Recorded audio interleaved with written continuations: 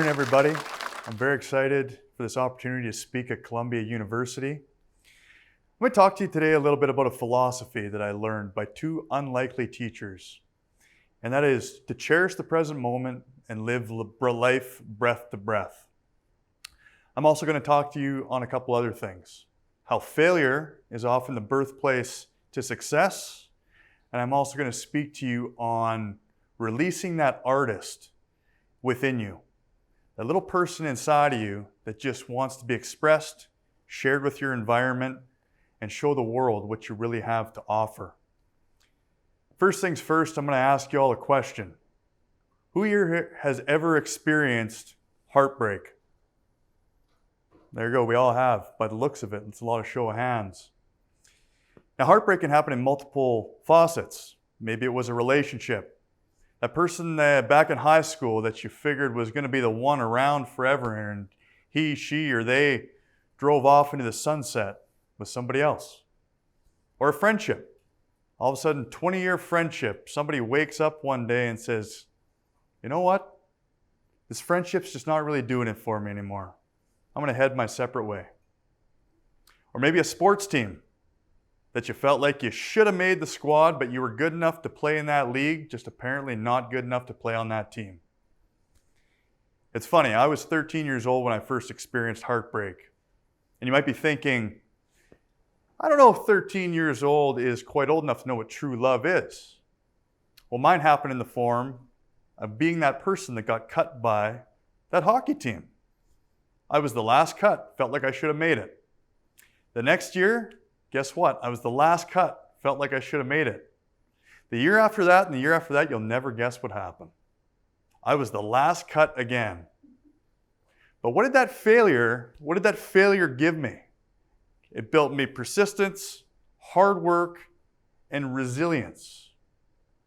See, the interesting thing about those 4 years is I was cut by the same coach. Was it personal? I guess that's up for debate. It's like a toxic relationship that you continually go back to, but did you learn something from it? Or did you move on? So through many years of challenges, different heartbreaks, trenches, holes that I had to dig myself out of, it led me down a path that got me to where I am today. I crashed. I held everything that I thought that society wanted me to be, including my family, of what I was supposed to be, and holding all this weight on my shoulders, not feeling my direction, feeling misaligned with my purpose and my passion. So through many years, without even knowing it, of struggles with anxiety, depression, as a result, substance, led me to a crash, led me to a fail. So one weekend I was heading home for Thanksgiving, and Thanksgiving in my hometown, we always had this football game. Every Saturday it was a reunion that would get people together that were in their early 20s, late 20s, in their 30s, and we'd all meet with our families and friends and have a great old time. But this particular weekend I had a tough outing. And what I mean by that is my habits outside of this external persona that I was putting on had caught up to me in front of family and friends, people that knew me very well, and they pulled me aside and they said, Chad, we are not going to allow you to be a sad story. It's time to change.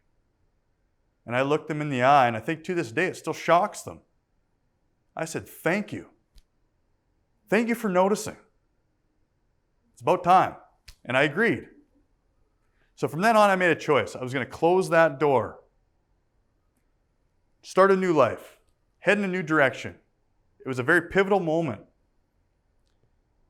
And the thing is, no matter where we're at, we can always make that choice, and that's what I did. So I closed that door. Behind every no sprouts a better yes. You pull the weeds out of your garden, new things start to sprout. So a few months later, I was lying in bed, and all of a sudden it started ringing in my ear. Go traveling. I said, okay. This is me talking to myself. I said, all right, where are we going? And all of a sudden the name Bali, Indonesia began to surface. I'd never been to Bali, Indonesia. I'd heard of people that have went on travel. I'd seen a few pictures, but I just knew right then and there that it was going to be life-changing. And it was everything and more. So that next morning, I booked a flight. A couple months later, I was off for 4 weeks to the beautiful country. My very first night, actually backtrack, as soon as I got off that plane, I felt the warm hug from the country, beautiful people, the energy, and I just knew that there was more to this life than I had been experiencing. My very first night, so I was jet lagged, I couldn't sleep. So I wake up very early, around 3:30 in the morning, and I said, you know what? I'm gonna go check out the community. I'm gonna go check out my surroundings. I'm gonna go catch the sunrise because I've heard great things. So I'm walking down and I realized that I was kind of getting a little bit away from my accommodations. It was time to turn around. And those of you familiar with Bali, amongst other places in the world, there's huts set up on the beach where locals sell merchandise, bracelets, shirts, hats, you name it. And I decided I'm gonna walk through these huts so I can be closer to the ocean, and I'm gonna walk back directly in front of the sun. And I'm gonna watch it rise. Well, to their rude awakening, I was walking and all of a sudden I heard barking in the background, like angry barking. And I heard growling, and I turned around, there's 2 angry dogs. And they're coming at me full speed, they're foaming from the mouth on my first night in the country. And I said, okay, I'm in trouble here. So I sprinted. And I was going left and right. I was moving like I had never moved before. I hit a different level of our human potential. And to this day, I mean, if the New York Giants or the New York Jets would have saw me, they might have scouted me to be a running back, or they would have given me some kind of a position. But anyway, so back and forth, and I'm running from these dogs, and I see a local man. I say, I'm screaming out, help! What do I do? And he looks at me and he gears up and he takes off himself. He's probably just like, third tourist this week, kind of thing. But to my ignorance, I walked through and I rudely awoke these things. So I was able to get some separation. Now there's one about 8 feet away, about 8 feet away. And I see this opening to run to the ocean. So I sprint, I take off. And clothes on, shoes on, everything. I go splash, splash into the water. And I'm exhausted. I don't know how close they are behind me. And I turn around and these 2 things are just prancing back to their post. They had completely forgotten my existence. And it dawned on me, how can an animal go from heightened awareness to from its kill state right back to homeostasis? It was fascinating. And I decided, and I thought, had all of these years leading up to this moment, was I just carrying these thoughts, these experiences, these past actions with me? And that's what was taxing us. From the moment that we're born, we carry experiences throughout our body. Everything, every interaction that you have is stored information. And as humans, we continually tax ourselves over the petty interactions that we have to a point of collapse. So Bali, Indonesia, it was that experience of what the captivating the present moment is like. And as I ran for my life, it's much like of a zebra. A zebra is going to run for its life from a lion, go from a heightened state, and it's going to go back to eating grass or eating branches or whatever zebras do. But it has to conserve its energy for the next interaction. It's important to take yourself some information of your environment and just realize that every experience up to this moment brings us to the present. So all that failure through substance, through this, through that, different professional encounters, led me to that experience, that great awakening. For myself, I always think that as humans, we are such artists. We have this opportunity buried within us that takes years, sometimes decades, sometimes a lifetime to figure out what message we have to share with the world. When you think of art, what do you think of? Painter, dancer, writer, actor, singer. But what about an architect? What about a mother? What about an engineer? What about a construction worker? We're all, if we are truly in tune with what we are sharing with the world personally and professionally, we are an artist. I'll tell you a time. So once upon a time, I was going to be an actor. And I went to LA. Took some training for a week leading up to this performance.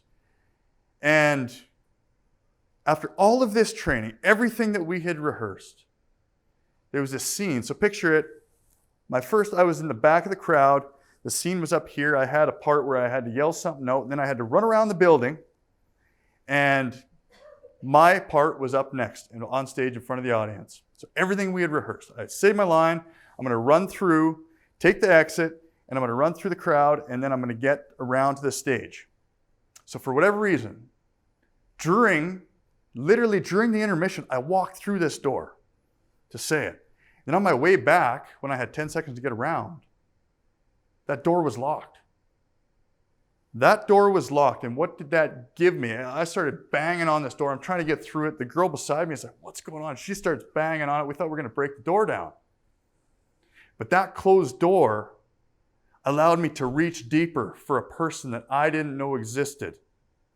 And I hit second gear again, and I ran around.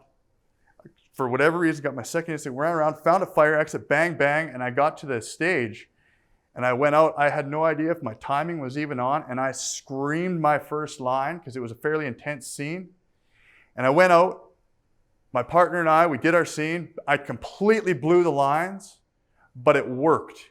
And he was looking at me kind of during it, and then the lights cut at the perfect time. I walked off that stage, and I had no idea that I sparked and hit a different level of emotion from myself, from my partner, from the crowd. We were getting people coming up saying, hey, that was amazing. That was intense. I'm like, what the hell did I just say? What just happened? Kind of thing. And this happens in multiple facets. If behind that resistance of that door, I couldn't find a way. It was a barrier. I could have sat, I could have crossed my arms and said, you know what? Life beat me this time. See you later. See you next year. But I found a different way in, a different way through, and executed it very well. It's funny. So some of you that might have stuck out earlier when I said a mother is being an art. They hit a different emotion. Well, my third day of kindergarten, I'll tell you, my mother hit a different emotion. I was running, the bell rang, I was so excited to go and tell my mother about my day at school, and bam, I was sideswiped by a bicycle. Knocked me out. I still remember to this day my mother picking me up without hesitation, running, putting me in the van, taking me to the hospital. And I remember another mother, who was a mother of one of my friends, she saw the kid, caught the kid that rode the bike, and she went up one side of him and down the other. Motherly instinct expressed to the world. What a beautiful sight. And throughout all of my travels, this also led to this crash that led to solo travel. I went to Bali by myself. I went to Colombia by myself, and you're never truly alone in those experiences. You got the universe placing the steps out to meet the right person, the right people, put you in exciting new environments, be a part of different cultures. And when I was actually in Bali, circling back there, is when I discovered yoga. I went for a month of yoga, surfing, and to escape my life at the time. Realistically, I felt like it was a form of therapy that I needed, but in all hindsight, I was just escaping. But I was also finding a different version of myself that I didn't know existed. And in that time, when I did experience yoga for the first time and got fascinated with the breath work that is involved in these powerful tools that we have just within our body to create a different reality, to bring a more presence of mind. And of course, those fellow 2 dogs that I met that really hammered that ideal into me. It was actually my first session of yoga. To this day, if I would have done it in New York City, and I walked out those doors, I was in such a haze that I probably would have walked accidentally right onto the middle of those streets. But I happened to be on an island in Bali, Indonesia. And that's truly the first time that I believed that I took a true breath, a full breath, and found that abundance. Because throughout life, there's always going to be resistance, especially if it's something worth going for. And to be able to feel that uncertainty is a sign that you're probably on the right path. And finding the courage to step forward into that uncertainty, whether it's moving to a new city, traveling to a country all alone, quitting your job to go and surf in Bali, Indonesia, whatever it is, whatever that looks like, there's going to be uncertainty and what may seem like discomfort. Eventually it's going to become routine. And it's just going to make sense and it'll flow if it's meant to be. So I'll leave you with one thing. That is to cherish the present moment, live life, breath to breath, because without that breath, you don't exist. Thank you.